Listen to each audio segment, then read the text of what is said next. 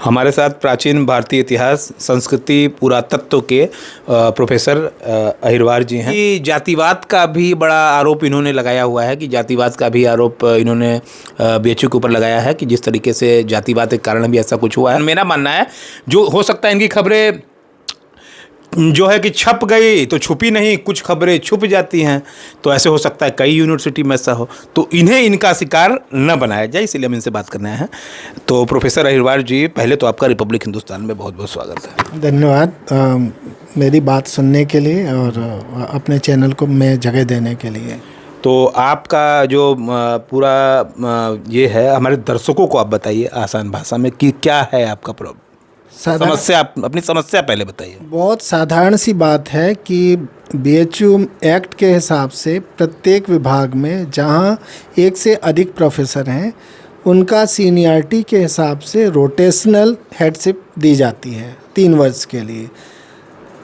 मेरे अभी वर्तमान विभागाध्यक्ष जिनका कार्यकाल कल ख़त्म हो रहा था, उनकी जगह पर मेरी नियुक्ति किया जाना चाहिए था, लेकिन मेरे को नियुक्त करने के बजाय संकाय प्रमुख को विभागाध्यक्ष का दायित्व सौंप दिया गया, जो सरासर कानून का उल्लंघन है। और इससे न केवल मैं बल्कि पूरे विश्वविद्यालय के प्रशासनिक ढांचे में इसका प्रतिकूल असर पड़ने वाला है, न केवल आज बल्कि आने वाले समय के लिए भी। सीनियरिटी के क्रम में भी और रोटेशन के क्रम में भी, दोनों हालातों में ये एक तरह से अराजकता को जन्म देने वाला कदम है। जब सारे नियम कानून स्पष्ट हैं, क्लियर हैं, क्रिस्टल क्लियर हैं, आने की तरह साफ हैं, उसके बावजूद भी इस तरह का जो निर्णय लेना, कहीं ना कहीं ऐसा लगता है कि ये विश्वविद्यालय प्रशासन के जो ऊंचे पदों पर बैठे हुए व्यक्ति हैं उनकी जातिवादी मानसिकता का ही परिचायक है। एक बात बताइए, ये जब 3 साल का आप जो रोटेशन बता रहे हैं, तो ये आपके साथ ही ऐसा क्यों हुआ? क्या अब पास्ट में भी ऐसा हुआ है? ऐसा तो बीएचयू में अब समय समय पर बहुत सारी घटनाएं होती रहती हैं, लेकिन हेडशिप के केस में ऐसा पहली बार हुआ है जब 25/4/2 जो एक्ट है, बीएचयू एक्ट है, उसका जो क्लाज है 25/4/2, उसका उल्लंघन करके ये इस तरह का काम किया गया है। जबकि हमारे यहाँ प्रोफेसर्स की लंबी लिस्ट है और उस लिस्ट में रोटेशन के क्रम में मेरा सीनियरिटी बनती है, तो मेरे को बनाया जाना चाहिए था। मेरे नाम से आदेश निर्गत करने के बजाय उन्होंने डीन को संकाय प्रमुख बना दिया। तो आपकी मांग क्या है, सरकार से मांग क्या है, बीएचयू प्रशासन से आपकी मांग क्या है? मेरा सिर्फ इतना कहना है कि आप 25/4/2 का अनुपालन कीजिए, जैसा कि अभी जितने भी विभागाध्यक्षों की नियुक्ति हुई है उसी तरह से उसी आदेश के तहत मेरी भी नियुक्ति की जानी चाहिए। नहीं तो ये एक बहुत बड़ा मुद्दा है और कहीं ना कहीं ये एक तरह से दबाने की कोशिश है और ये पूरे विश्वविद्यालय प्रशासनिक ढांचे में बहुत आमूलचूल परिवर्तन दिखाई देगा। लेकिन अभी कुछ दिन पहले जातिवाद का भी, कुछ लोगों ने जातिवाद का भी आरोप लगाया था कि ऐसा जातिवाद के कारण हुआ है, इससे कितना सहमत है आप? नहीं, मैं इसलिए मतलब सहमति इसलिए इससे दिखाई देती है, मेरी क्या किसी की भी, क्योंकि इसके पहले तो इस तरह का कोई प्रकरण ही नहीं आया। जब आपका पहला प्रकरण है? नहीं, बाकी विभागाध्यक्षों की नियुक्ति में आपने 25/4/2 का इस्तेमाल करके रोटेशन में सीनियरिटी जिसकी थी उसको आपने बनाया हेड, तो ये तो पहला ही प्रकरण है जब आप 25/4/2 का उल्लंघन करके और डीन को बना रहे हो। इस तरह का तो अभी हाल के वर्षों में ये नया केस है जब आपने रोटेशन को और सीनियरिटी को दरकिनार कर दिया है। ये तो पूरी तरह से मनमानी हुई ना? मनमानी हुई। अभी हाल में कितने अपने कला संकाय के कई विभागाध्यक्ष बदले गए, विश्वविद्यालय के दूसरे संस्थानों में, संकायों में भी विभागाध्यक्ष नए नियुक्त किए गए।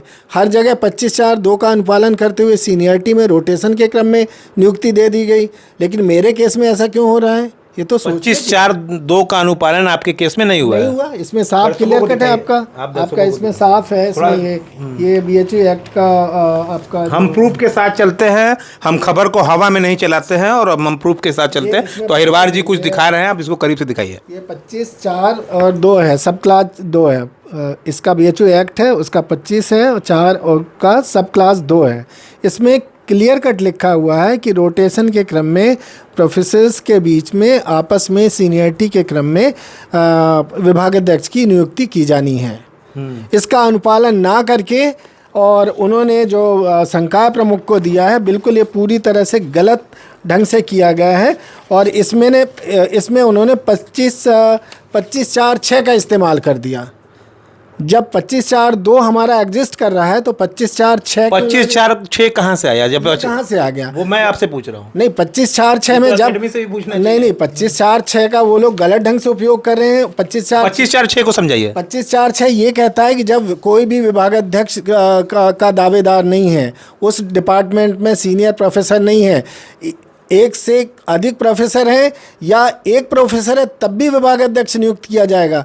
और यदि एक प्रोफेसर 3 साल पूरा कर लेता है तो 25/4/2 कहता है फिर बाकी एसोसिएट प्रोफेसर तक जाएगा रोटेशन, और 2 एसोसिएट प्रोफेसर तक रोटेशन नीचे तक जाएगा, देन फिर वो ऊपर से चालू होगा। तो ये एक जो सर्कुलर है वो एक क्रम से चलता रहेगा सीनियरिटी का। और जब इनमें से कोई भी दावेदार नहीं है, कोई भी प्रोफेसर नहीं है, उस विभाग में कोई एसोसिएट प्रोफेसर नहीं है, तब जाकर के आप किसी इमरजेंसी केस में डीन को चार्ज देंगे। यहाँ तो कोई डिस्प्यूट ही नहीं, कोई विवाद नहीं है, यहाँ प्रोफेसर्स भी हैं और उस रोटेशन में हमारा है नियमतः कल आपको विभागाध्यक्ष बन जाना चाहिए था, बिल्कुल बन जाना चाहिए था। ये पूरी की पूरी साजिश है और इसमें रजिस्ट्रार की मंशा है। इस रजिस्ट्रार इसमें अपना उल्लू सीधा करने वाले हैं। इस क्लास के बहाने वो अभी फर्जी ढंग से जो प्रोफेसर में नियुक्ति और रजिस्ट्रार बने हैं, उनकी मंशा है कि यहाँ से जब वो हटाए जाएं नए कुलपति के आने पर, तो उधर सीनियरिटी की लाइन में नंबर 1 पे आ जाएं महिला महाविद्यालय में प्रिंसिपल बनने के। तो सारा जो साजिश है वो ये चल रहा है उनका कि जब एक तो गलत ढंग से रजिस्ट्रार पद पर नियुक्त कर दिए गए, प्रोफेसर में भी सीनियर स्केल उनको मिल गया लेवल 15 का गलत ढंग से, और अब जब यहाँ से वो हटाए जाएं तो वहाँ प्रिंसिपल की लाइन में नंबर 1 पे खड़े हो जाएं। ये पूरा उनको सुनियोजित ढंग से जो कॉन्स्पिरेंसी की जा रही है वो रजिस्ट्रार ऑफिस के द्वारा की जा रही है। लेकिन एक 2-3 सवाल और भी बनते हैं कि BHU जैसे एशिया की तीसरी सबसे बड़ी यूनिवर्सिटी में अगर ऐसा कुछ होगा तो देश के बाकी तमाम विश्वविद्यालयों में क्या प्रभाव पड़ेगा? यहाँ कलंकित करने वालों को जब तक पनिशमेंट नहीं मिलेगा, BHU को, देश के संविधान को, BHU के एक्ट को कलंकित करने वालों को जब तक किसी तरह का पनिशमेंट नहीं मिलेगा तो ऐसी अराजकता बनती रहेगी। और ये नज़ीर बाकी छोटे विश्वविद्यालयों में भी बनती रहेगी, क्योंकि ये तो 100 साल से अधिक का विश्वविद्यालय है, मालवीय जी का विश्वविद्यालय बनाया हुआ विश्वविद्यालय है, और ये यहीं से नज़ीर बनती है। तो सब देखते हैं जब BHU जैसे विश्वविद्यालय में कुछ नहीं हो रहा तो दूसरी जगह और अराजकता। बाकी प्रोफेसर आपके साथ हैं? बिल्कुल सब हैं, मेरे साथ सभी विश्वविद्यालय के सभी प्रोफेसर हैं, क्योंकि ये एक व्यक्ति, किसी जाति या एक विभाग का मसला नहीं है, बल्कि ये पूरे विश्वविद्यालय का मसला है। और यदि इस तरह से अराजकता पैदा होगी तो हर विभाग और हर संकाय में इस तरह की वैमनस्यता और जो अराजकता फैलेगी और उसमें प्रशासनिक समस्याएँ आएंगी। जिसको एक बात कही जाती है भारत में कि अगर विभाग आपका काम नहीं सुनता है तो भारत में जुडिशरी भी बनी है, न्यायपालिका भी बनी है, तो वहाँ भी तो आप जा सकते हैं। देखिए, पहले हमारी लड़ाई है कि भाई जो नियम बना हुआ है उसका पालन करिए, है ना। और यहाँ पर देखते हैं कि BHU में एक ट्रेंड बन गया है कि आप, क्योंकि मुकदमे जाएंगे अदालत में तो लंबा खींचेंगे, हार जीत तो बाद में तय होगी, तो इसके फैसले बहुत डिले होते हैं। विश्वविद्यालय ने एक पैटर्न बना लिया और आपको ताज्जुब होगा कि पिछले 3 सालों में 400 से अधिक मुकदमे इसी तरह के विश्वविद्यालय के ऊपर हाई कोर्ट में दर्ज हैं। 400 से अधिक मुकदमे 400 से अधिक मुकदमे 400 मुकदमे 400 से अधिक मुकदमे यहाँ विश्वविद्यालय के ऊपर दर्ज हैं इसी तरह की अराजकता के। और आप कल्पना कर सकते हैं कि जनता के टैक्स की गाड़ी कमाई का पैसा अभी RTI में दिया गया, कल परसों अखबारों की सुर्खियों में था कि 1 साल में ही 1 करोड़ रुपए से अधिक यूनिवर्सिटी ने खर्च किया है मुकदमेबाजी को लड़ने में। क्या मजा आ गया भाई? ऐसे क्यों हो रहा है तब? तो इसीलिए ना, क्योंकि आप अगर शिक्षा का परिसर ही कलंकित होगा तो देश में क्या प्रभाव पड़ेगा? नहीं, तो ये तो आप जो बैठे हुए लोग हैं, जिम्मेदार लोग हैं, उनकी मानसिकता का द्योतक है।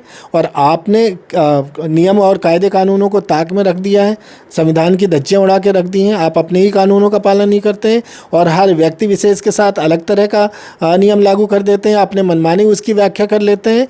इसी वजह से ना कोर्ट केसेस हो रहे हैं। नहीं, किसको शौक लगा है कोर्ट में लंबा खींचने को, पैसे खर्च करने को? किस कर्मचारी या शिक्षक या छात्र को है? मेरे यहाँ का एक छात्र है जिसने सिर्फ परीक्षा की लड़ाई के लिए हाई कोर्ट गया और 3 साल की परीक्षा उसको अकेले एक बार में हाई कोर्ट ने ऑर्डर किया है। कि अब 3 वर्षों की उसकी परीक्षा विश्वविद्यालय करवाएगा। तो छोटे छोटे मुकदमे, छोटे से लेके बड़े मुकदमे इस तरह के जा रहे हैं। इसका मतलब आपने बिल्कुल नियम और कानूनों को दरकिनार करके निर्णय लेना शुरू कर दिया है, तभी ना इस तरह की घटनाएं हो रही हैं। आखिरी सवाल अहिरवार जी आपसे ये है, आपको अपेक्षा है अभी भी बेगादज बनने की? क्या हो सकता है आपकी बातें भविष्य में सुनी जाए, ऐसा कुछ? नहीं, आपको हम तो अपने जो वैधानिक प्रावधान है उसकी लड़ाई लड़ रहे हैं, और हमें उम्मीद है कि उसमें बदलाव लाएगा प्रशासन, और नहीं लाता है तो हम फिर हमारे ऊपर की भी देश की संवैधानिक संस्थाएं हैं, राष्ट्रपति इनसे भी ऊपर हैं, जो हमारे विस्टन हैं, हम उनके पास जाएंगे, मिनिस्ट्री ऑफ एजुकेशन है वहाँ जाएंगे, और इस सब में भी बात नहीं बनती है तो हमें फिर मजबूरन ये मान के हम चल रहे हैं कि यदि ये इस पर सुनवाई नहीं होती, इसका मतलब कहीं ना कहीं जातिवादी मानसिकता से आप प्रेरित होकर के हमको हमारे ऊपर इस तरह का कर रहे हैं। तो फिर जो हमारी संवैधानिक संस्थाएं जो हमारे अधिकारों को प्रोटेक्ट करती हैं, मिनिस्ट्री ऑफ जो आपका जो है national commission for schedule caste और ट्राइब है, और आपका जो है पार्लियामेंट्री स्टैंडिंग कमेटी है जिसमें सभी दलों के सदस्य होते हैं। पार्लियामेंट की स्टैंडिंग कमेटी बहुत बड़ी कमेटी है देश की संसद की, तो हम वहाँ जाएंगे और इस लड़ाई को आगे रखेंगे, इसमें चुप बैठने वाले नहीं हैं। तो ये थे हमारे साथ प्रोफेसर अहिरवार जी, जो जिनका ये मानना है कि लगातार बीएचयू में जो हुआ है ये पहली बार इनके केस में हुआ है, और ये चुप बैठने वाले नहीं हैं। अगर इनके साथ न्याय नहीं हुआ तो ये आगे भी जाएंगे, राष्ट्रपति तक भी जाएंगे, और जो कि वाजिब भी है, न्याय होना चाहिए। मैंने भी इनके चीज़ों को गौर से पढ़ा और उसमें यही पाया कि ये न्याय के हकदार हैं। रिपब्लिक हिंदुस्तान के लिए प्रोफेसर अहिरवार के साथ जितेंद्र यादव, धन्यवाद।